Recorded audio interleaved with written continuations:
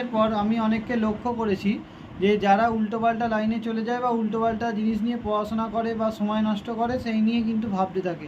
আমি সকলকে একটাই কথা বলবো, ভাই বা বোনেরা, কেন শুধু শুধু পয়সা তোমরা ওয়েস্টেজ করছো বা টাইম শুধু শুধু ওয়েস্টেজ করছো?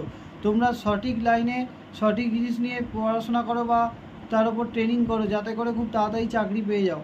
কারণ আলটিমেটলি আমাদের সকলকে কিন্তু অর্থ ইনকাম করতে হবে বা পয়সা ইনকাম করতে হবে। তাই জন্য সকলকে একটাই কথা বলবো, মাধ্যমিক বা উচ্চ মাধ্যমিকের পর লক্ষ্যটা কিন্তু সঠিক হওয়া উচিত, এবং যে পড়াশোনাটা বা যে ট্রেনিংটা করব বা যে শিক্ষাটা প্রাপ্ত করব তার উপর ভিত্তি করে যেন আমরা দ্রুত চাকরি পেতে পারি, এরকম প্রফেশনাল কোর্স করব।